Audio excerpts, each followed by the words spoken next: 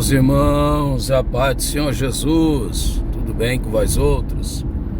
Passando aí de novo, para deixar-lhes um pensar, um dizer, na mesma lógica, sempre, olhando que os campos brancos estão, o tempo da ceifa, disse Jesus, já está chegando. Então, enquanto estamos a viajar, estamos também a meditar na boa, excelente, incomparável palavra de Deus. Vamos a ela, livro dos inícios, livro do Bereshit, livro do começo, livro do princípio e em princípio. Palavra Bereshit, segundo Luiz Saião, por exemplo, e acredito que outros doutores da língua também pensam do mesmo modo, não especificamente está restrita apenas a tempo, cronos, no princípio, mas também, além de, em princípios. Deus não faz nada sem princípios. Vamos lá, livro do Gênesis, vamos aqui ao meu aplicativo, Gênesis, vou usar essa Bíblia aqui. Capítulo de número 5, um personagem das Sagradas Letras, que nós outros, somos bem sabedores. Versículo de número 22, olha que interessante, Você vai encontrar pessoas como Metusalém, que viveram muito e ensinaram-nos nada, mas você vai encontrar outros personagens, uma série de personagens como Jabes, 1 Crônicas capítulo 4, verso 9, que o autor das crônicas teve que dar um pause, teve que pausar. Ele não pode continuar falando apenas gerou. Ele precisa necessariamente pontuar, destacar aquele personagem por uma oração que ele fez. E tantos outros personagens, homens e mulheres da Bíblia, que talvez suas citações são pequenas, passagens, por assim dizer, mas ensinaram-nos tanto. Aquela menina de 2 Reis capítulo 5, há tantos personagens da Bíblia, a profetisa Ana, o Simeão, lá de Lucas capítulo 1, Lídia, Atos 16, e tantos outros, Onésimo, Filemon, livros pequenos como Obadias, que registra a queda de Edom, lá no Antigo Testamento, tantos outros personagens que, humanamente falando, parecem ser de pequena expressão, mas na verdade tem tantas coisas boas a ser exauridas da vida desses. E eu destaco aqui esse homem, aqui Gênesis capítulo de número 5, versículo de número 22. E andou Enoque com Deus. Isso aqui é extraordinário, gente. E andou Enoque com Deus. Amós capítulo 3, verso 3, pergunta-nos do seguinte modo: poderão dois andarem juntos se não estiverem em comunhão, em koinonia? Então observe, andou Enoque com Deus. Então quer dizer que ele esteve comungando com Deus, ele teve comunhão com Deus. E andou Enoque com Deus. Tiago 4,4 diz-nos a Bíblia que andar com Deus necessariamente implica em ser amigos deste, e pela amizade que a gente se desenvolve com Deus, a gente, como consequência disso, acaba angariando, ainda que de maneira despropositada, inimizades com o mundo. Adúlteros e adúlteras, esse é o termo usado em Tiago 4,4. Infiéis, lembra disso? Vamos lá, vamos estudar junto? Tiago, vamos lá, carta de Tiago, carta universal, capítulo 4, versículo de número 4. Cabe lembrar que Tiago é aquele pastor prático, não apenas teórico, que vai direto ao ponto, e ele diz adúlteros e adúlteras. Não sabeis vós que a amizade do mundo é inimizade contra Deus? Portanto, qualquer que quiser ser amigo do mundo, constitui-se, melhor dizendo, inimigo de Deus. Porém, a recíproca também é verdadeira. Porém, por indução, a gente pode também subentender que se a amizade com o mundo é inimizade com Deus, consequentemente a amizade com Deus é inimizade com o mundo. É abraçar o que o mundo rejeita, é rejeitar o que o mundo abraça, é viver na contramão, na contralógica. E é exatamente desse modo, com essa qualidade de vida que Enoque viveu. Voltemos ali a Gênesis capítulo 5, versículo 22, quando diz assim: Enoque andou com Deus.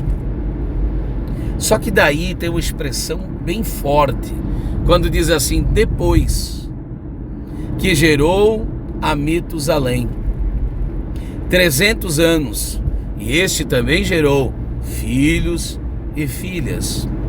Então, gerar com Deus possibilita-me de gerar, viu? Andar com Deus possibilita-me de gerar. Deus é um Deus geracional. Ele não precisou ser um antissocial, um esquizofrênico. Ele não precisou ser um indivíduo forâneo do convívio social. Ele relacionou-se com uma mulher, pois teve filhos, isso fruto de um coito natural. Ele criou filhos, um deles está aqui, Metusalém. Gerou mais filhos, gerou mais filhas. Isso fala do cotidiano, isso fala do trabalho, isso fala das responsabilidades, das incumbências. Agora grave essa expressão que eu acho que vale a pena. A intimidade, ela gera responsabilidade. E a recíproca é verdadeira. A responsabilidade, pais, paternidade, pai fala de direção, pai fala de cuidado, fala de providência. Então, a responsabilidade paternal também gerou uma intimidade. Ela é fruto de uma intimidade relacional entre ele, né, e a sua cônjuge, e a sua varoa, sua parceira, mas não apenas no mundo natural, como também no mundo espiritual. Essa intimidade afetiva, ela afetou sim, ela tocou sim também o seu mundo espiritual. Então, subentende-se a partir do que está escrito, que a amizade dele com Deus, o andar de Enoque com Deus, afunilou-se ainda mais. Então, o seu relacionar-se com os seus filhos não o tornou inimigo de Deus. O seu relacionar-se, lidar-se com as suas lides naturais, essas que a gente tem habitualmente, ela não me afastou de Deus. Pelo contrário, ela me aproximou de Deus. Na verdade, a proximidade com Deus me levará à proximidade com o meu próximo. Sobretudo, cuidar daqueles que são meus. Como disse 1 Timóteo 5,8, a gente gravou um outro vídeo falando sobre isso. Procure lá, equilíbrio. Esse é o termo, herança bendita. É o nome do outro vídeo que a gente fala sobre. Aí vai dizer assim, ó: e foram todos os dias de Enoque. Quantos dias foram os dias de Enoque? E foram todos os dias de Enoque. Está aqui no versículo de número 23, que eu não sei por que eu estou apertando na tela e ele não está aqui destacando, mas vamos lá. E foram todos os dias de Enoque, 365 anos. Então, sua amizade, ela resistiu à prova do tempo. Ela não foi uma amizade que alguém pode dizer: isso vão ver por quanto tempo. 365 anos ele viveu. Então não foi pouco tempo. Se você subentende-se que a partir de 300 anos, como está no verso anterior, ele começa a gerar filhos e filhas, então ele teve no mínimo 65 anos de paternidade, e ao mesmo tempo de filiação. Ele é pai de seus filhos, ele é filho do seu Deus. Olha o quanto isso é extraordinário. Agora vamos lá. O versículo 24 diz assim, ó: e andou Enoque com Deus, e não apareceu mais. Enoque anda com Deus de tal modo que ele não precisa mais aparecer. Enoque andou com Deus tão intimamente que ele não precisa mais mostrar-se. Enoque anda com Deus de uma maneira tão maravilhosa que ele não precisa mais viver para si. Ele vive para Deus. E daí sabe o que Deus faz? O que um dia fará conosco. Sabe o que Deus faz? O que um dia fez com seu filho Jesus. Só que Jesus passou pela morte a fim de nos redimir. O que um dia fez com Moisés. O que um dia fez com Elias. Moisés também passou pela morte. O que foi que Deus o fez? Deus o tomou para si. Enoque era pregoeiro. Enoque era cantor, não no formato que nós conhecemos como pregador e cantor. Porém, Enoque andou com Deus. Porém, Enoque andou com Deus. Para ser arrebatado, não necessariamente precisa-se ser um cantor, um pregador, um teólogo, um escritor, um pastor, exercício de liderança, alguém de destaque na comunidade, mas precisa-se sim, necessariamente, andar com Deus, ser íntimo, ser próximo dele. A questão é, para mim terminar, como é que faz para a gente caminhar com Deus? Qual é o caminho que Deus trilha? Qual é o endereço? Qual é o trajeto? Qual é a rua? Diga-me, ó Deus, em que avenida o Senhor está caminhando, e eu vou fazer um esforço, ainda que sobre-humano, se necessário for, para caminhar contigo. Qual é o endereço de Deus? Qual a avenida que Deus transita? Na verdade, caminhar com Deus exige-se alguns pré-requisitos que somente se encontrarão ladeados a Deus, e que sem esses é impossível que Deus, o Senhor, caminhe do seu lado. Poderíamos destacar a devoção cristã, a disciplina cristã, a prática cristã. Disciplina cristã que envolve oração, comunicar-se com Ele. Então, o caminho de Deus é o caminho da oração, é o caminho do diálogo. Você pode relacionar-se bem com alguém se você tiver problema de comunicação com esse? É impossível. Você precisa falar com ele, você precisa ouvir dele. Já dizia a Madre de Calcutá. Um dia perguntaram a ela o que ela falava a Deus em oração. E ela respondeu: eu o ouço falar. E o que é que ele diz? Ela disse: ele me ouve. O segredo da oração silenciosa. Observe, gente. O segredo da oração silenciosa é o silêncio da oração. O segredo da oração é a oração em segredo. Reitero, o segredo da oração é a oração em segredo.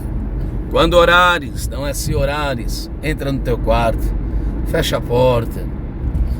Não permita que na sala de estar, não permita que na sala de jantar, há tantas iguarias postas sobre a mesa que vai te roubar da presença dele. Então, em nome de Jesus, vida prática, vida de comunhão, disciplinas cristãs, práticas devocionais, oração, leitura das Sagradas Letras. Você acha que a Bíblia não é uma forma de relacionar-se com Deus? A sociologia, a ciência, a psicologia, aqueles que estudam, até mesmo a ética também fala sobre, aqueles que estudam, a ciência que estuda o estado comportamental humano, diz que você se parece com aquele que convive. É a tal da convivência. Então, que tal você conviver com Paulo? Abra a Bíblia. Que tal você conviver com heróis e heroínas, sobretudo com o nosso Jesus? Então, a Bíblia não é apenas um livro de regras, a Bíblia não é apenas um conjunto de faz e não faz. A Bíblia não é apenas, também o é, mas não é apenas um manual de como se dar bem na vida. Ela tem explicações para isso, ela tem sim, é verdade, ela tem lições para isso, mas a Bíblia não é unicamente só isso. A Bíblia também é uma forma de comungar-se com Deus, de relacionar-se com Ele, de andar-se com Ele, de andar com Ele, aprender dele. É ler uma carta apaixonado, cuja uma fita vermelha do sangue carmesim está ali destacando, pontuando, aleluia, chamando-nos a atenção. Então você pode destacar outras disciplinas: consagração, comunhão, adoração, devoção, culto, obediência, submissão, serviço, diaconia. Ah, meus irmãos, existem tantos caminhos. São tantos caminhos que culminam, que afunilando-se, levam-nos ao caminho chamado Jesus.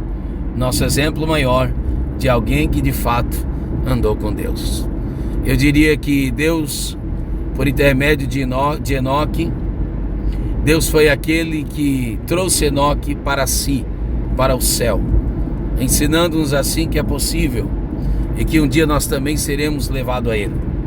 Mas se Enoque é aquele que vai para o céu com Deus, Enoque é aquele que leva o homem ao céu a si mesmo, Deus é aquele que trouxe o céu até nós, chamado Jesus. Que vivamos de uma maneira como Enoque, como Jesus, como Elias, como Moisés, que vivamos de outro modo, que entendamos que viver com Deus é simplesmente uma forma de morrer todos os dias. Gálatas 2:20. Não sou mais eu que vivo, não, é Ele que vive em mim. Crucifico-me todo dia a mim mesmo, a fim de que possa ressurgir uma nova criatura em Cristo Jesus. Que Deus te abençoe. Mais um vídeo, mais um pensar, no nome precioso de Jesus. Amém.